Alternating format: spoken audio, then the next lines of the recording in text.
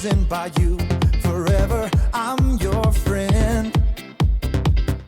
You'll always be right here with me. I'm so thankful for your love. No matter what I do, I know this is true. You're by my side, you'll never leave. I wanna thank you, God, for showing me who I am. You're so good, you help me to understand. We are your sons and daughters. You're such an amazing father.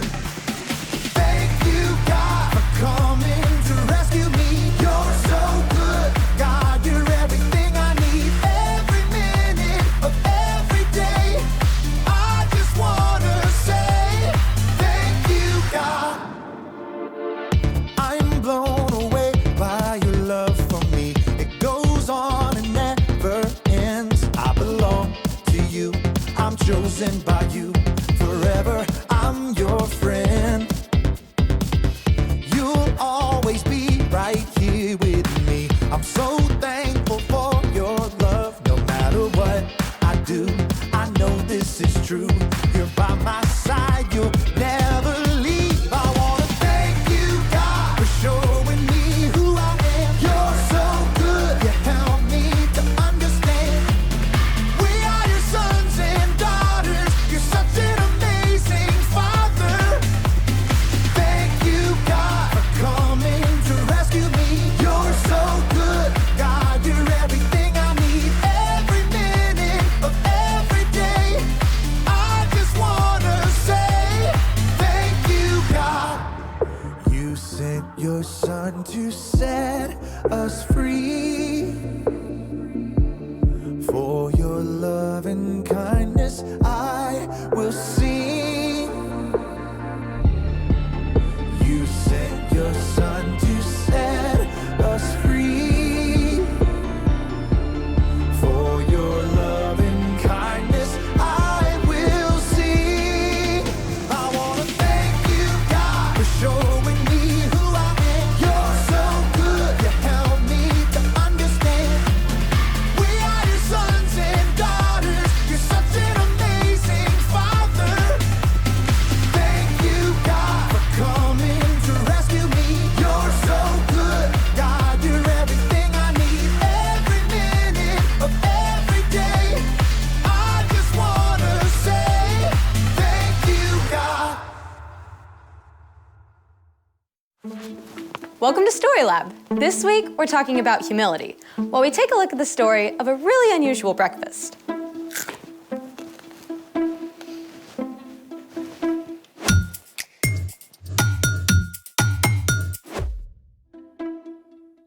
Hey, I'm Skylar. And I'm Sebastian. We're talking about humility, which is putting others first by giving up what you think you deserve. So what are we doing today? This. Taking out the trash. Take a look inside. Okay. Hold on. I feel like I'm doing surgery. Go ahead. One banana peel, eggshell, more eggshells, I like omelets. coffee grounds. Dark roast. This is the way. Ooh.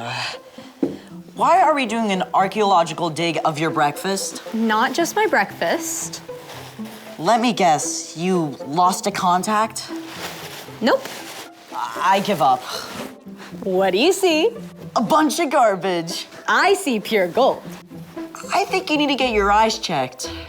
This stuff can turn into something amazing. What? Ta-da!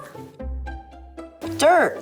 Not just any old dirt. Compost. Compost is decayed organic matter used to fertilize and nourish garden soil. This stuff adds all kinds of nutrients. It can make plants grow like crazy. But how does all that turn into this? I'm so glad you asked. Let's make it. There are actually a bunch of ways to make compost. You can go outside and dig a hole about a foot deep, but you can also just compost on your kitchen counter with a bin like this. So you just dump the stuff into the bin and it turns to compost? Not quite. You need 2 ingredients for your compost recipe, greens and browns. I see green and I see brown. actually, these are all greens. Fruit and veggie scraps, eggshells, tea bags, and coffee grounds are all greens because they have a lot of nitrogen in them. If you have this many greens, you need 3 times as many browns. Ooh, will these do? Nope. Browns are rich in carbon, stuff like shredded newspaper, dried leaves, and cardboard. We need to feed our compost with 1 part greens and 3 parts brown. I'm on it. All right, that's 1 green, and then 3 brown.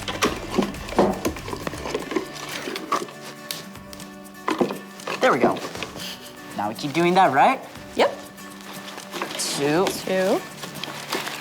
and 3. And then we need 1 of this. Yes. Well, it is basically garbage. That's it? Pretty much. You can feed your bin greens and browns, and with the right balance of carbon and nitrogen, it'll help it decompose quickly. And it also helps to turn it over every few days. What a cool way to turn something no one wants into dirt. Really helpful, awesome dirt. There's more than one way to make something good out of something not. It's time for... The story before the story. Today, we're in John, the 4th book in the New Testament. But before John, in the very beginning, out of a deep, deep love, God made an amazing world. But when people turned away from God, the world was broken. God made a plan to draw people back into a relationship. So at the right time, God sent his very own son, Jesus, to come live among us. When Jesus grew up, he traveled from town to town, teaching and healing. But the religious leaders made plans to get rid of him. Jesus was crucified on a cross and died. But early Sunday morning, Jesus returned to life. Lots of his friends saw him. Which is where our story starts. Take it away. Hey everyone, I'm Chloe. Hey, Chloe. After Jesus defeated death, he appeared to Mary Magdalene and then to his closest friends, and lots of other followers too. We can only imagine how amazed and overjoyed they were, and how many questions they had, especially Peter. I said 3 times I didn't know Jesus. Is he angry with me? Does he still want me to be his friend? It was true. The night before Jesus was crucified, Peter had promised he would die before denying Jesus. Where I am going, you can't follow now, but you will follow me later. Lord, why can't I follow you now? I will give my life for you. Will you really give your life for me? Before the rooster crows, you will say 3 times that you don't know me. Within hours, Jesus was arrested. Many of Jesus' friends had fled, but Peter followed behind, trying to remain unnoticed. As Jesus was questioned by the high priest, Peter stayed outside, warming himself by a fire. A servant girl questioned him. You aren't one of Jesus' disciples too, are you? Peter was cold and scared, so he let fear take over. I am not. 2 more times, Peter denied knowing Jesus. Then, a rooster crowed, just as Jesus had said, and Peter realized the terrible thing he had done. That had only been a short time before. Even though Jesus was now alive again, Peter wasn't sure what Jesus thought of him. So, Peter did what he often did when something was bothering him. He gathered a few friends and went fishing. All night long, they threw out their nets, but by early morning, they still hadn't caught a single fish. As they returned to shore, they saw a lone figure standing there. Friends, don't you have any fish? No. Throw your net on the right side of the boat. There you will find some fish. That makes 0 sense. Even though it seemed ridiculous, Peter gave it a try. And within moments, the net was so full of fish, they couldn't even pull it onto the boat. It's Jesus. In his excitement, Peter forgot his worries and splashed as fast as he could toward Jesus. When he reached the shore, Peter found that Jesus had already cooked fish over a campfire. Come and have breakfast. Jesus offered the fish and some bread to Peter and his friends. The last time they had eaten together was the night Jesus died. But so much had happened since then. They may have been quiet as they ate, wondering how things would be different now. When they finished breakfast, Jesus called Peter aside. Maybe they took a walk on the beach. I bet Peter's heart was pounding fast. This is it. Peter, do you love me more than these others do? This was not what Peter expected. He took a deep breath and answered. Yes, Lord. You know that I love you. Feed my lambs. Now, let's be clear. There were no sheep on the beach. Jesus didn't mean for Peter to take some lambs out into a field of green grass. But many times, Peter had heard Jesus call himself the Good Shepherd, while the people around him were like sheep. Jesus wants me to take care of the people who follow him. Again, Jesus asked, Peter, do you love me? Yes, Lord. You know that I love you. Take care of my sheep. Peter was getting anxious again. Why had Jesus asked a second time? Didn't Jesus believe him? A third time, Jesus asked. Peter, do you love me? Lord, you know all things. You know that I love you. Feed my sheep. Peter was frustrated that Jesus kept repeating this until he realized.